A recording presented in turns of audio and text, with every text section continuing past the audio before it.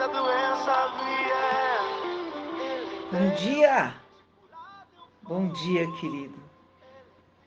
Você consegue declarar que a sua fé, ela não está baseada naquilo que o Senhor pode fazer por você, mas que Ele vai continuar sendo Deus, independente dele fazer ou não?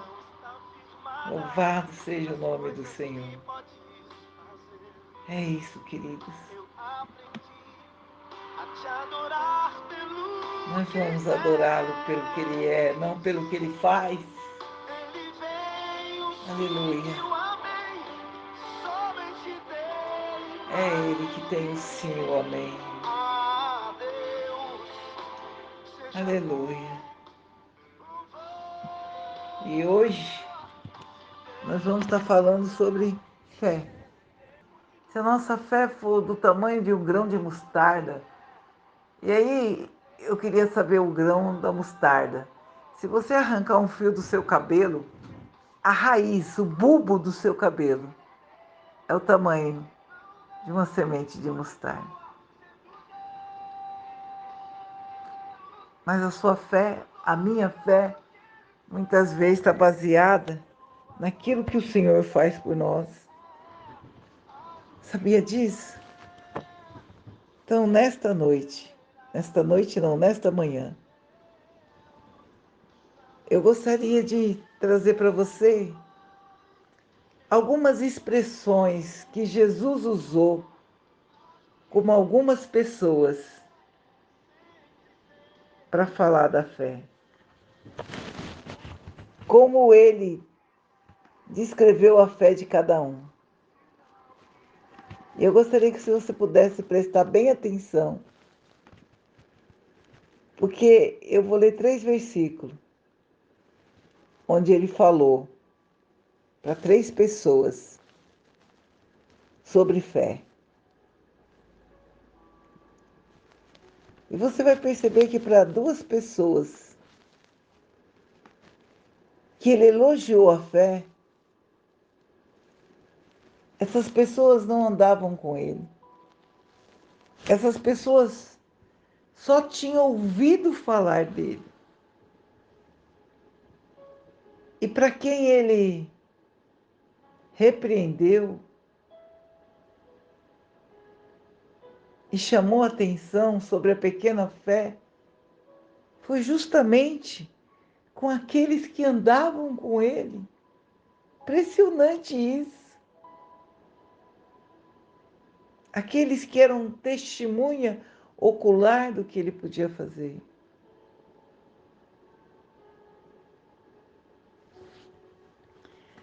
O primeiro versículo que eu vou ler para vocês e depois eu vou voltar para dizer em que circunstância que Jesus falou isso.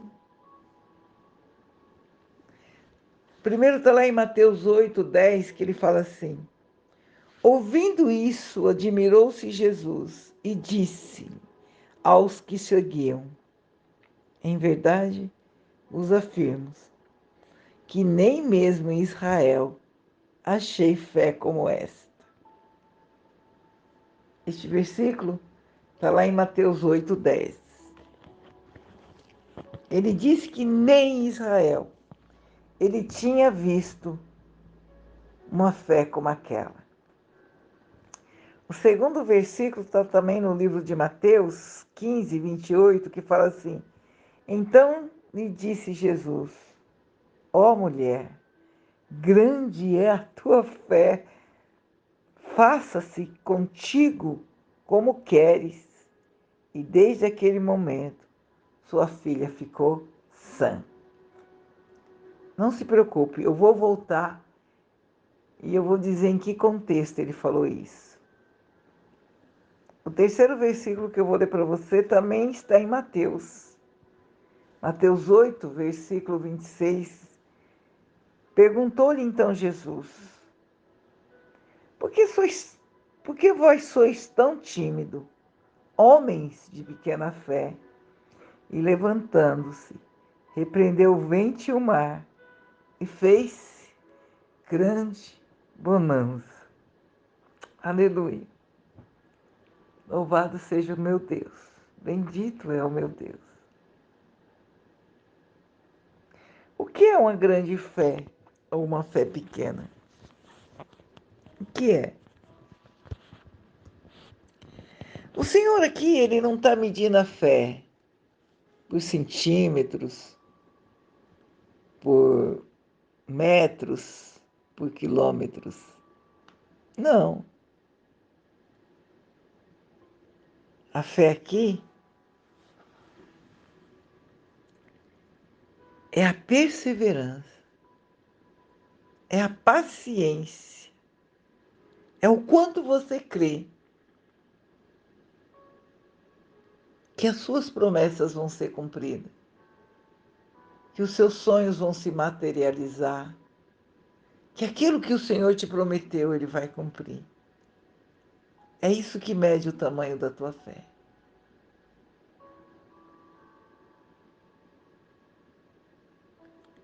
Lá em Mateus 10, Mateus 8, do versículo 10, vai contar a história de um centurião. Vamos lá. O centurião provavelmente era inimigo de Jesus, porque ele era romano, ele servia ao imperador romano. Esse centurião era uma alta patente do exército romano. Ele comandava 100 homens, que falava, você vai em tal lugar, ele ia. Você vai fazer isso, ele ia. Ele era a autoridade. Ele não andava com o Senhor, mas ele ouviu falar de Jesus. Ele ouviu dizer do que Jesus estava fazendo. E só de ouvir falar, a fé dele foi aguçada, a fé dele foi despertada. E uma fé, uma grande fé, não é pelo tanto de tempo que você tem de igreja, não é pelo tempo que você é convertido, não. Você vai perceber que aqui foi a primeira vez que esse centurião ficou frente a frente com Jesus. Começa o texto dizendo assim: entrando Jesus em Cafarnaum, logo junto dele chegou um centurião rogando-lhe. O centurião chegou pedindo, clamando, dizendo: Senhor, o meu criado jaz em casa paralítico. O criado dele era paralítico e se encontrava violentamente atormentado. Algumas versões diz que endemoniado, possuído. E esse centurião, movido de compaixão pelo seu empregado, pelo seu criado, foi até Jesus pedir socorro. E Jesus disse: eu irei até a sua casa e vou lhe dar saúde. O centurião respondeu e disse: Senhor, eu não sou digno que entreis em minha casa, debaixo do meu telhado, eu não sou digno, mas diz uma palavra e o meu criado sarará. O meu criado ficará curado. Esse centurião sabia do que ele estava falando. Lembra? Ele era um centurião, um comandante de um exército de 100 homens. E aqueles 100 homens obedecia o que aquele centurião falava. Ele sabendo que o Senhor era um Senhor de autoridade, ele disse: Senhor, eu não sou digno que entreis em minha morada, mas libera uma palavra de cura para o meu criado e ele vai ficar curado. Aleluia, aleluia. Pois eu também sou homem sob autoridade e eu tenho soldados às minhas ordens. E eu digo para este vai e ele vai, e eu digo para o outro vem e ele vem. E o meu criado faz isso e ele faz. E maravilhou-se Jesus.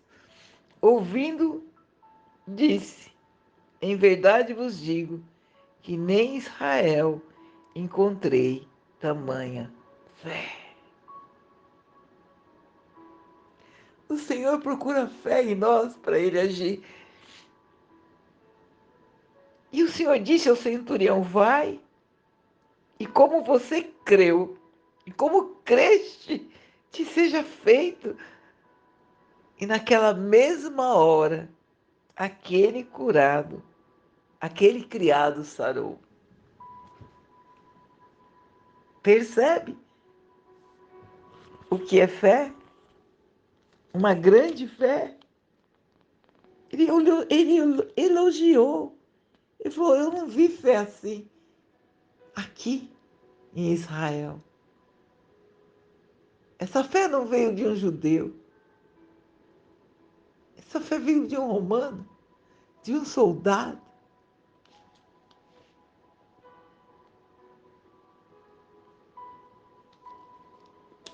Esse centurião agiu e, e falou por fé.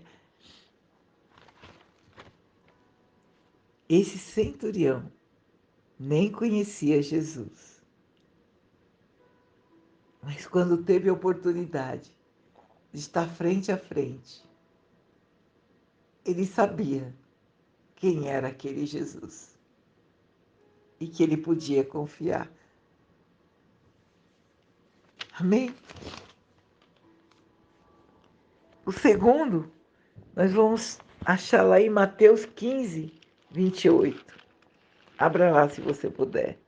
Mateus 15, 28 vai estar falando assim.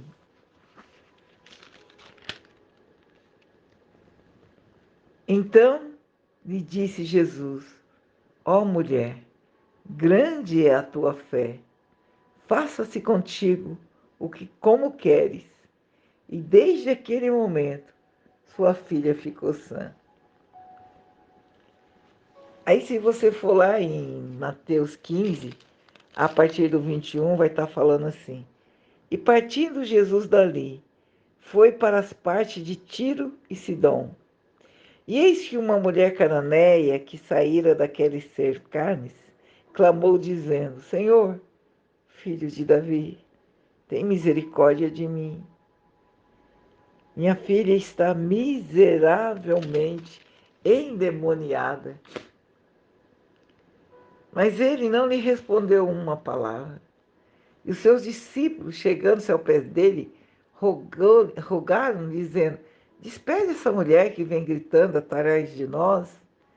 E ele respondeu, disse a essa mulher: eu não fui enviado senão as ovelhas perdidas da casa de Israel. Então chegou ela e o adorou. O Senhor falou assim: olha, eu não fui enviado só para vocês.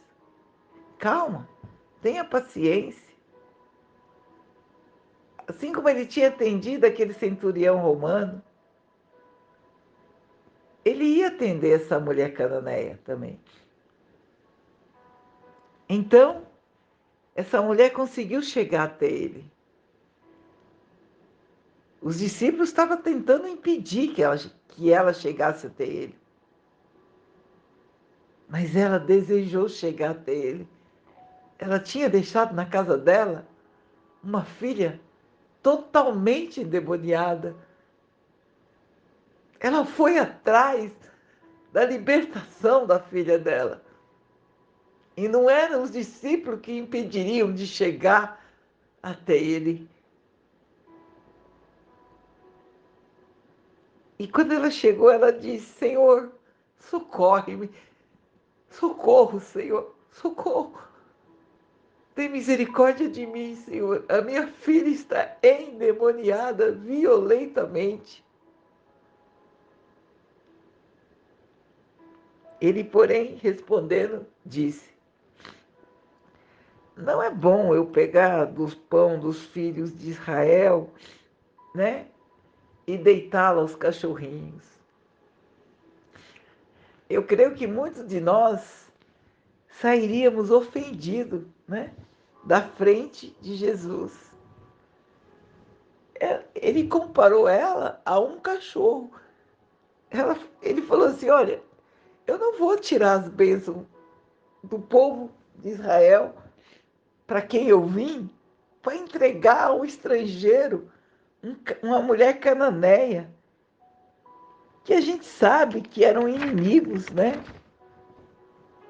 Quem era esse povo cananeu? Era aquele povo que ocupava a terra prometida, né? Quando Abraão chegou ali. Era aquele povo que cometia atrocidade em nome da religião.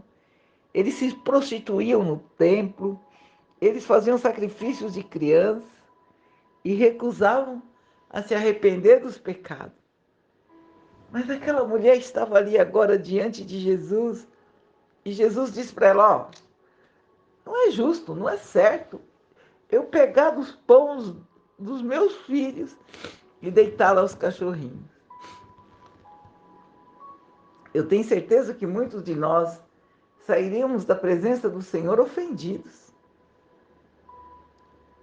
não é? Mas ela não.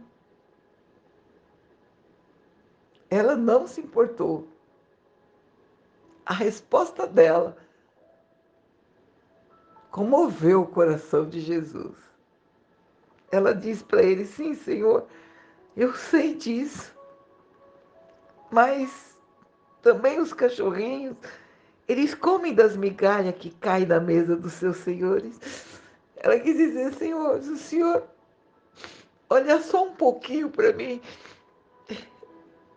eu já estou satisfeita.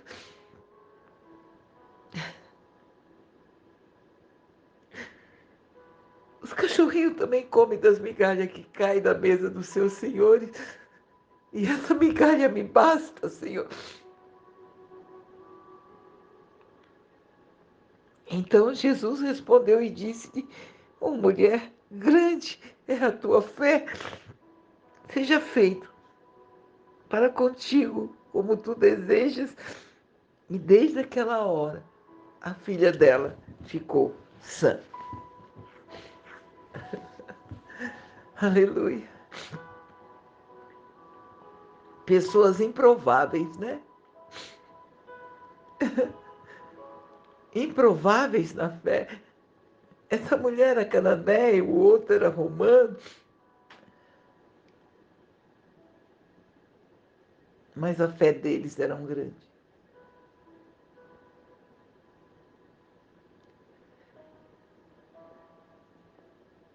Eles acreditavam, eles criam nesse Deus. O Senhor encontrou fé no coração deles. O terceiro e último versículo que nós vamos ler vai estar lá em Mateus 8, no versículo 26, que fala assim: por que temeis, homens de pequena fé? E levantando-se, repreendeu os ventos e o mar, e seguiu-se uma grande bonança. É a passagem que o Senhor apazigua a grande tempestade. Aleluia. Oh, meu Deus, tem tanta tempestade acontecendo aqui, agora, na vida dos seus servos, na vida das pessoas que estão ouvindo esse devocional. Tem tanta tempestade, Senhor, tem tantos ventos contrários. Acalma, Senhor, apazigua, Senhor, traz a bonança.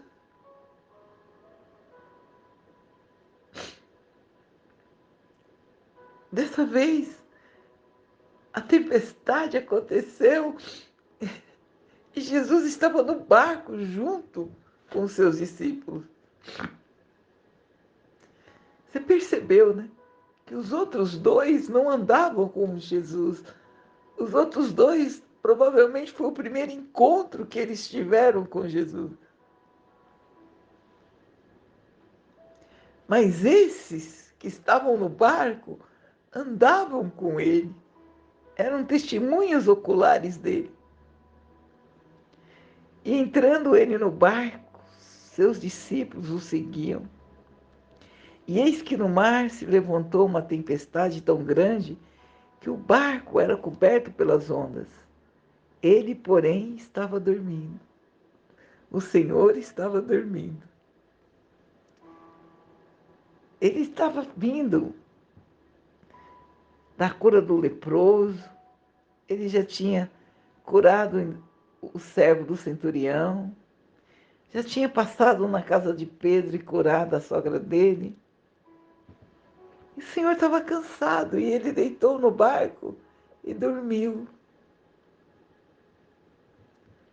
E aí a tempestade sacudiu o barco de um lado pelo outro, pelas ondas. Porém, Jesus dormia. No meio da tempestade, o mar sendo jogado para todo lado, o Senhor dormia. Só dorme quem tem paz. Ele dormia. E os seus discípulos, aproximando, despertaram, dizendo: Senhor, salva-nos, ou perecemos. E disse-lhe: Por que temais, homens de pequena fé? Então, levantando-se, repreendeu os ventos e o mar, e o que seguiu foi uma grande bonança. Aleluia. Eu não sei se vocês perceberam,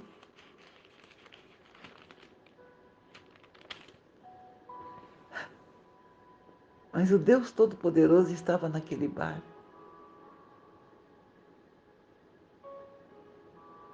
E ainda que ele estivesse dormindo, eles estavam seguros.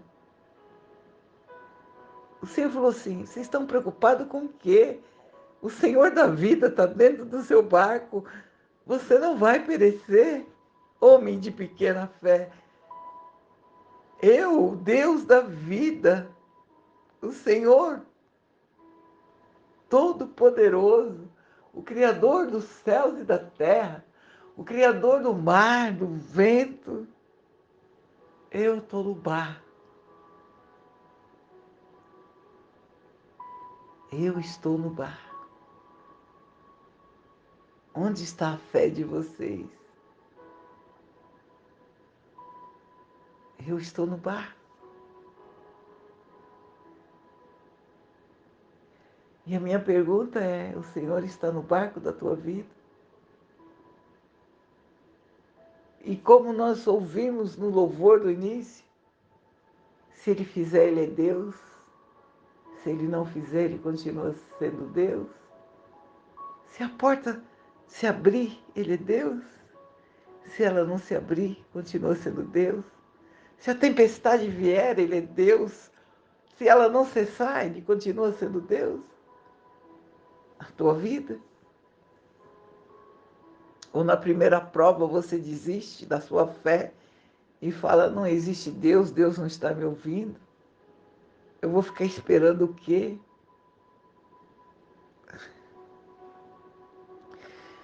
Aleluia, Jesus. Oh, Deus.